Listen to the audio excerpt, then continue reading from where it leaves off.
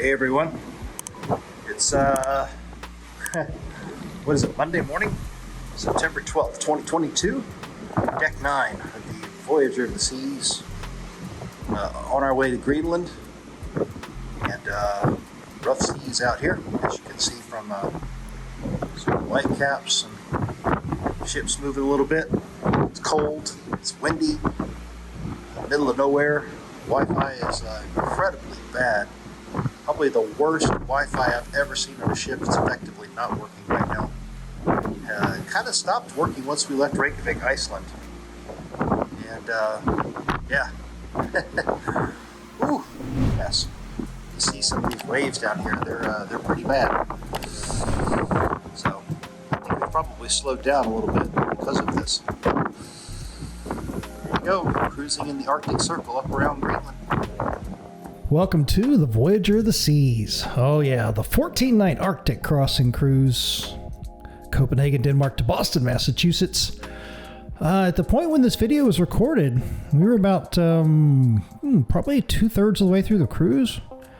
It was, 14 nights. It all kind of starts to run together. You spend an awful lot of time on the ship, like literally half of the itinerary was sea days. So you start to become very knowledgeable about the ship that you're on, in this case, the Voyager of the Seas. That's me right there walking around in the red jacket. Cold up on deck. This is Maria recording on her cell phone. I've got the 360 camera up in the air there. We've put a lot of video from this cruise up on the vlog series, and now we're sort of taking a look at just kind of a more of an extended look. This is kind of the experiences from Voyager of the Seas is what we're going to call it, where we kind of use some of the footage we might not have used in previous vlog episodes, just to give you a little bit more of a detailed look at the ship itself, the cruise on here, aspects of the cruise, etc. Transatlantic cruise, repositioning cruise, 2022. Remember COVID now, right? So this was September 2022. This was at the end of that summer season, and the Voyager of the Seas was actually the very last ship to restart after the pandemic and the shutdown and everything. And so they had it, Royal Caribbean had it over in Europe all that time when everything was shut down. March, I think, of 2022, they started it back up, had it doing itineraries over in Europe, Mediterranean, all through there. And then decided, of course, bring it back over to the US. And so repositioning cruise. So we flew over to Copenhagen, Denmark, had some interesting issues getting over there because I don't know if you remember 2022, if you happened to fly during that year, but there were an awful lot of issues with luggage, and of course it got us. Our last flight going from Amsterdam over to Copenhagen, SAS Airlines lost Maria's luggage, and that was a lot of fun because that completely screwed up our plans for Copenhagen. Had to go buy a bunch of clothes last minute for her to have something to wear on the cruise, and to Royal Caribbean's credit, they worked with the airlines and had the missing piece of luggage shipped from Amsterdam up to, of all places, Iceland, because we were going to be in Reykjavik for like almost 2 full days. So the piece of luggage got up to Reykjavik before we even got there. And so after we got back from one of the short excursions in Reykjavik, there's her luggage. So the funny thing there is, of course, we're coming off the ship at the end of the cruise, and we've got 2 full sets of luggage for her, like a whole extra huge suitcase full of all the stuff that we had to go buy in Copenhagen in order for her to have enough clothes for 14 nights on this cruise. And so then her regular stuff shows up. So she's got basically sort of duplicates of everything, Here we are on the court, sports court, and kind of towards the back of the ship where the single flow rider is back here.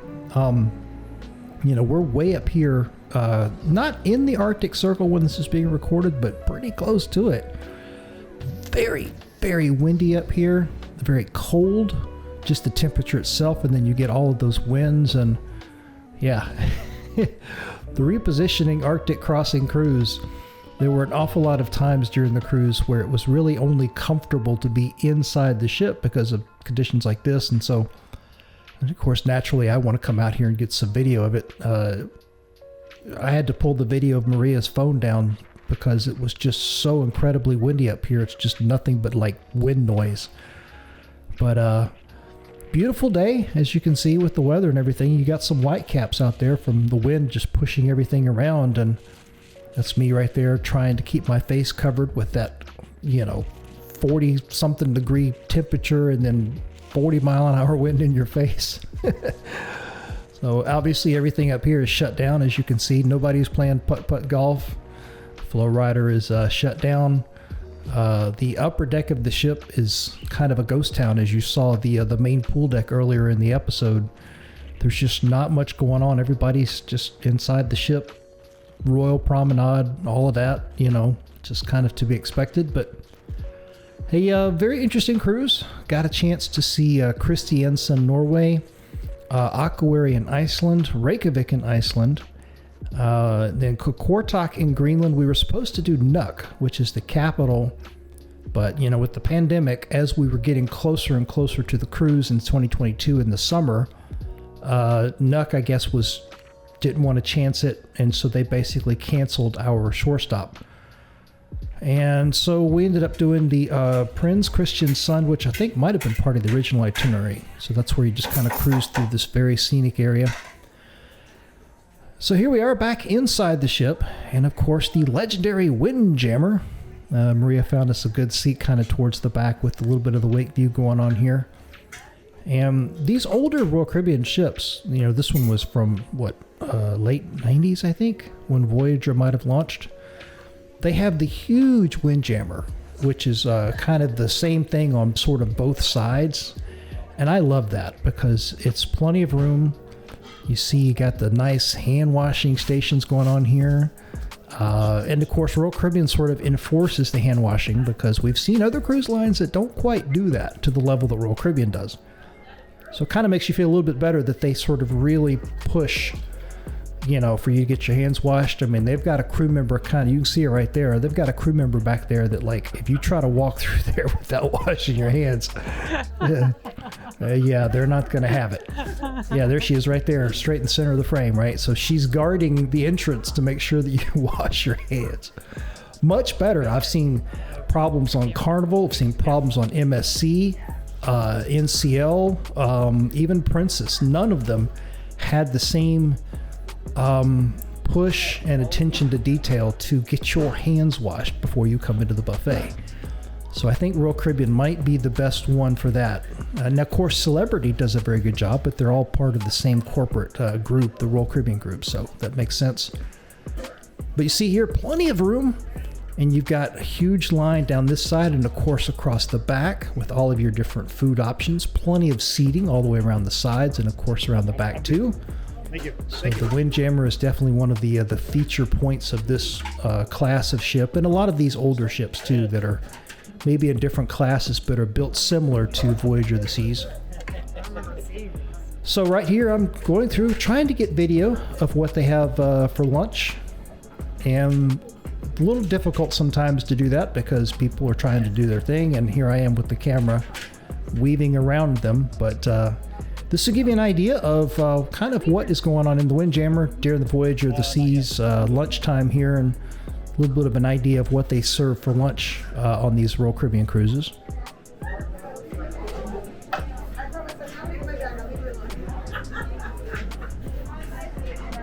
should be able to find my couple I don't know that I saw it on the first day. I guess I didn't go looking for it.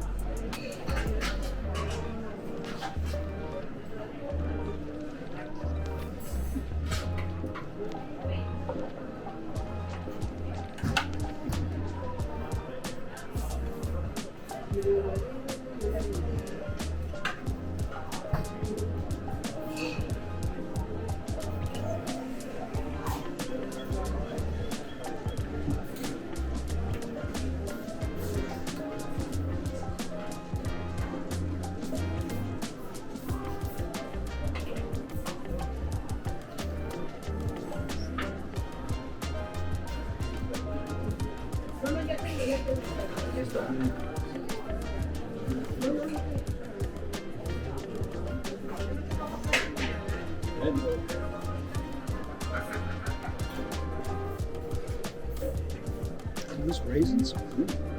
build a pretty nice salad here. Got tuna.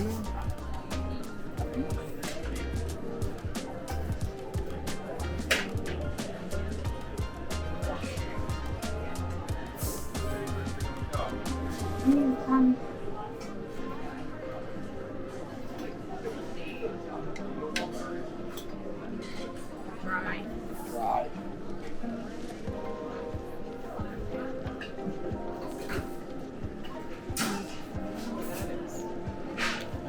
Looks like fish. Well, it says chicken schnitzel, but I don't know. Oh, then that would be the chicken schnitzel. That's the chicken? Yeah. Okay. This looks like fish. Yeah, Oh, grilled salmon. Yeah. Okay. And then fruit salad, I guess, would be next to it.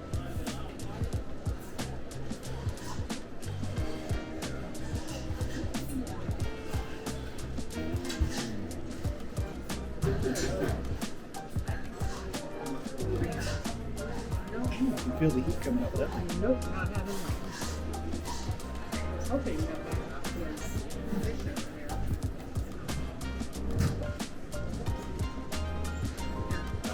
Come here, fishy, fishy, fishy.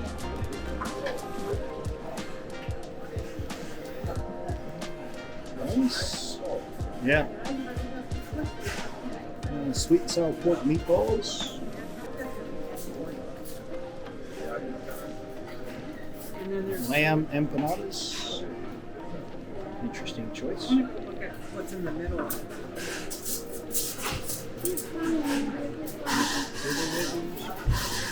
Although this is very yummy.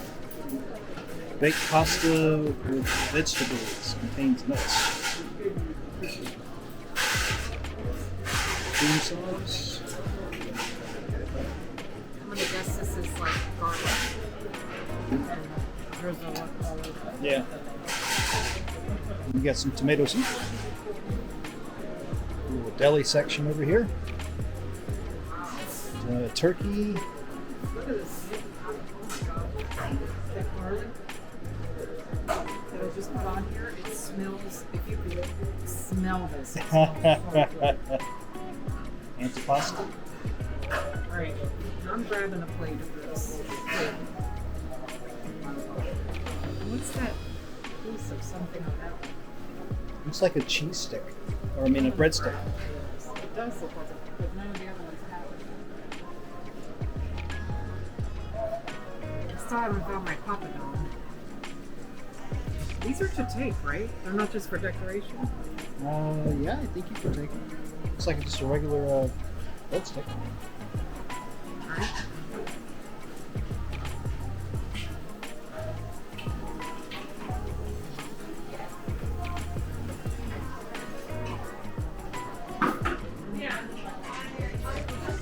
Ooh, I'm gonna have to do a hamburger.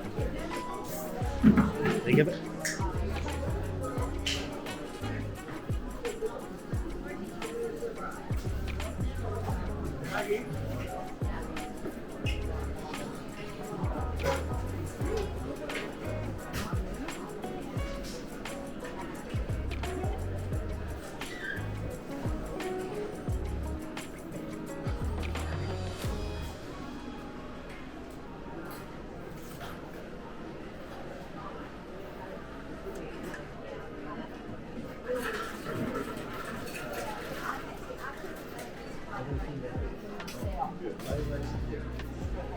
What are you looking for? The papadon. See it.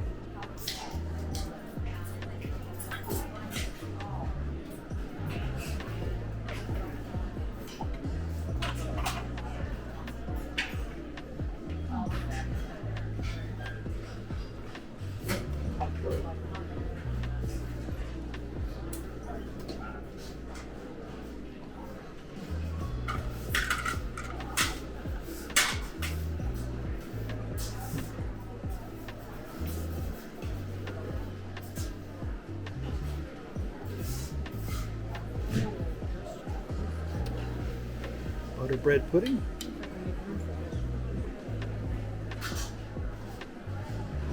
This whole section is vegetarian.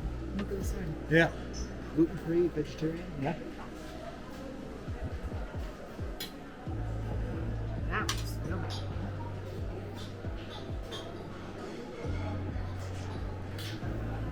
stir-fried vegetables,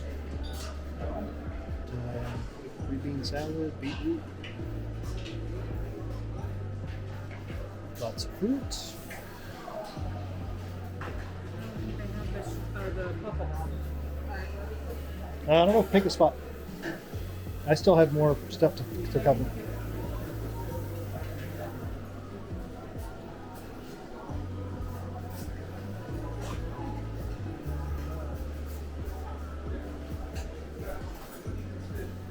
We're in the kids' corner here.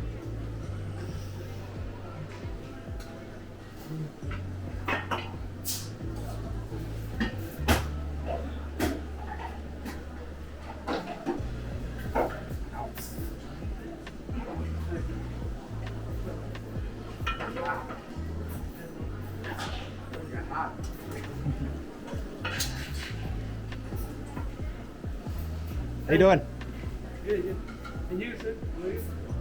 Just. Oh,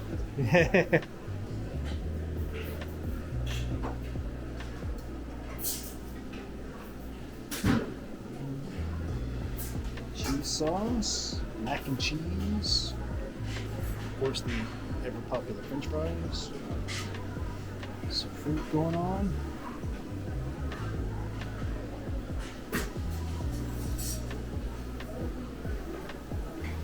Come up here to a salad bar.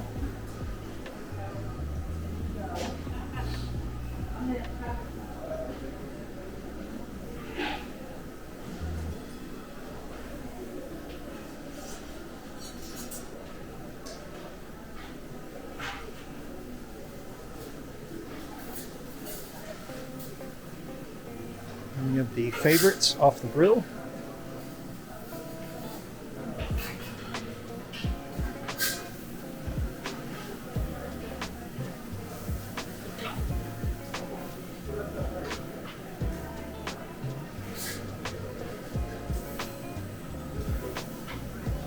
Grilled chicken,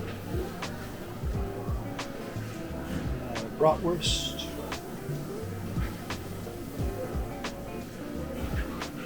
some minute steaks,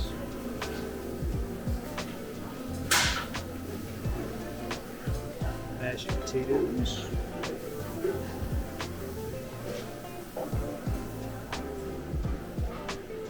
we already covered this one. We have our dessert rack.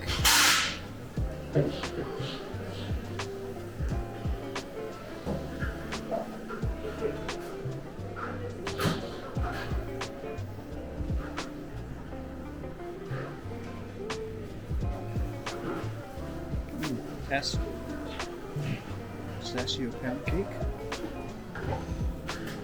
Cookies. Lots of cookies. Chocolate bar.